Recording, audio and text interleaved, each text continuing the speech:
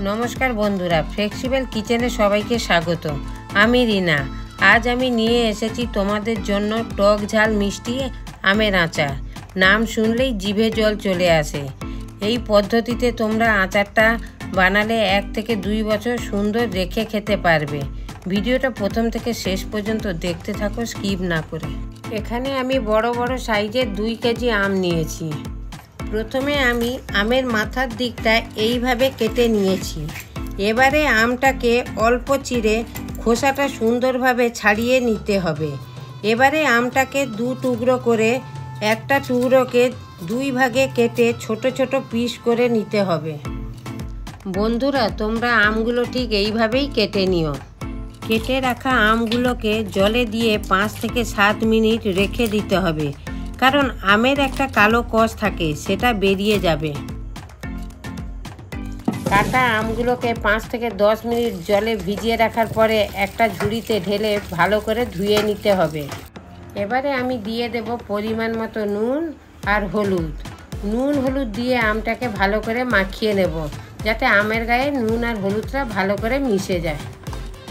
নুন হলুদ মাখানো আমটাকে একটা ঝুড়িতে ঢেলে সারা রাত রেখে দেব, কারণ আমের থেকে এক্সট্রা জলটা ঝরে যাবে ও নুনটা আমের মধ্যে ভালো করে ঢুকবে। সকালে আমগুলো 2 থেকে 3 ঘন্টা ভালো করে রোদে শুকিয়ে নেব। আমের গায়ে যেন একটুও জল না থাকে। জল থাকলে আচারটা তাড়াতাড়ি নষ্ট হয়ে যাবে। একই সঙ্গে রোদ খাইয়ে নেব সর্ষে, জিরা, মৌরি ও শুকনো লঙ্কা। এবারে আমি গ্যাসে বসিয়ে দেব কড়াইটা। কড়াইতে দিয়ে দেব 200 গ্রাম তেল। তেলটা একটু বেশি দিলে আমের আচারের স্বাদটা যেমন ভালো হবে থাকবেও বেশি দিন। তেল গরম হয়ে গেছে, এবারে দিয়ে দেব আমগুলো। তোমরা আচার করার জন্য সব সময় চেষ্টা করবে টক আম দিয়ে আচার বানাতে। টক আমের আচারটা খেতে যেমন সুন্দর হয়, থাকেও অনেক দিন। এবারে আমি আমগুলোকে 20 থেকে 25 মিনিট মিডিয়াম টু লো ফ্লেমে রেখে ভেজে নেব। দেখবে আমগুলো খুব সুন্দর গলে গেছে। এবারে এর মধ্যে দিয়ে দেব 1 কেজি চিনি। চিনিটা আমি একসঙ্গে দেব না, প্রথমে আমি 500-র মতো চিনি দেব। চিনিটা দিয়ে আমটাকে ভালো করে নাড়তে থাকবো। যতক্ষণ না চিনিটা আমের সঙ্গে মিশে যাচ্ছে ততক্ষণ কন্টিনিউ নাড়তে থাকবে। দেখবে চিনিটা গলে গেছে। ঠিক তারপরেই বাকি চিনিটা দিয়ে অনবরত নাড়তে থাকবে। এই আচারটা করার সময় একটুও জল দেবে না, তাহলে আচারটা তাড়াতাড়ি নষ্ট হয়ে যাবে। তোমরা এই আচারটা গুড় দিয়েও করতে পারো। গ্যাসের ফ্লেমটা মিডিয়ামে রেখে 15 থেকে 20 মিনিট ফোটানোর পর দেখবে চিনির জলীয় ভাবটা একটা পাক চলে আসছে ও আচারটা ঘন হয়ে ব্রাউন কালার হয়ে গেছে। তখনও পর্যন্ত এটাকে ফুটাতে থাকবে। এই সময় আচারটাকে ঘন ঘন নাড়তে থাকবে, না হলে আচারটা নিচে লেগে যেতে পারে।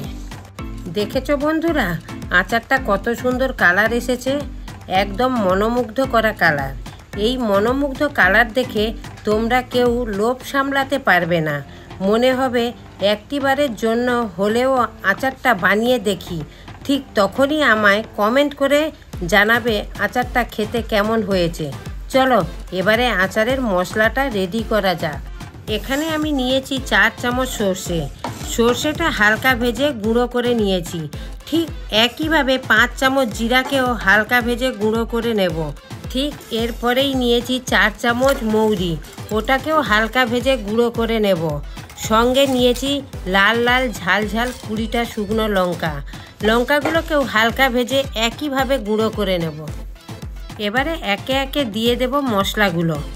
একটা কথা মাথায় রাখবে, মশলাগুলোকে একেবারে মিহি করবে না, একটু রচরচে বা আধা ভাঙা করে গুঁড়ো করে নেবে।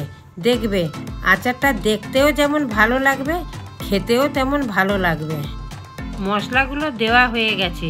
মশলাগুলোকে আমের সঙ্গে ভালো করে মাখিয়ে নিতে হবে, কিন্তু মাথায় রাখবে মশলা দেওয়ার পরে বেশিক্ষণ নাড়লে চলবে না। ঠিক 1 থেকে 2 মিনিটের মধ্যে আচারের কালারটা কালচে হয়ে যাবে। ঠিক তখনই আচারটা তোমরা নামিয়ে নেবে। ধন্যবাদ সবাইকে ভিডিওটা এতক্ষণ দেখার জন্য। এই রকম রান্নার ভিডিও আমি তোমাদের জন্য আনতে থাকবো। ভিডিওটি ভালো লাগলে লাইক, শেয়ার, সাবস্ক্রাইব করবেন। খুব তাড়াতাড়ি দেখা হচ্ছে পরের ভিডিওতে। ধন্যবাদ।